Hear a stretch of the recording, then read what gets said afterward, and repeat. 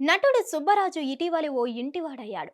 ఆయన దర్శకుడు కృష్ణవంశీకి చెందిన పర్సనల్ కంప్యూటర్ రిపేర్ చేసేందుకు ఆయన ఆఫీస్కి వెళ్లాడట.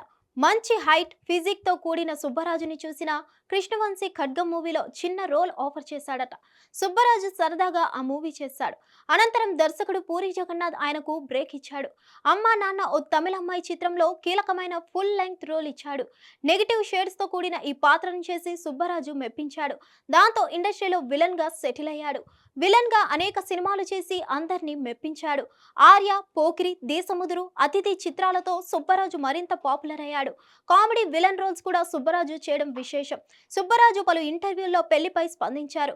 పెళ్లి జీవితంలో తప్పనిసరి కాదు, వివాహం చేసుకోకపోయినా వచ్చిన నష్టం లేదు, నాకు పెద్దగా ఆసక్తి లేదన్నట్లు మాట్లాడారు. కట్ చేస్తే 47 ఏళ్ల వయసులో సుబ్బరాజు వివాహం చేసుకున్నారు.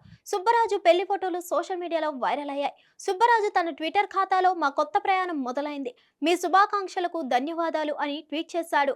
భార్యతో ఉన్న ఫోటో షేర్ చేశారు. సుబ్బరాజు వివాహం యుఎస్ లో నిరాడంబరంగా జరిగింది. ఇక సుబ్బరాజు భార్య పేరు స్రవంతి అని సమాచారం.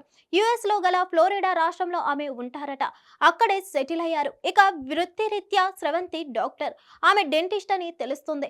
స్రవంతి family background, family members details తెలియవు. ఇకపోతే ఈ జంటది ప్రేమ వివాహమా, అరేంజ్డ్ మ్యారేజా అనే విషయంలో కూడా క్లారిటీ లేదు. లేటు వయసు మ్యారేజ్ కాబట్టి ఇది ప్రేమ పెళ్లి అని పలువురు నమ్ముతున్నారు. అందుకే నిరాడంబరంగా వివాహం జరిగిందని అంటున్నారు. ఇక సుబ్బరాజ్ కెరీర్ పరిశీలిస్తే ఇటీవల జితేందర్ రెడ్డి చిత్రంలో సుబ్బరాజు కనిపించాడు. తెలుగుతో పాటు ఇతర భాషల్లో కూడా ఆయనకు మంచి డిమాండ్ ఉంది. హిట్ టీవీ యాప్ ని డౌన్లోడ్ చేసుకోండి. ఇందులో short news, live news, entertainment movies అన్ని అవైలబుల్ గా ఉన్నాయి. Please download Hit TV app. Hit TV app. Hit TV యాప్ని ఫ్రీగా డౌన్లోడ్ చేసుకోండి.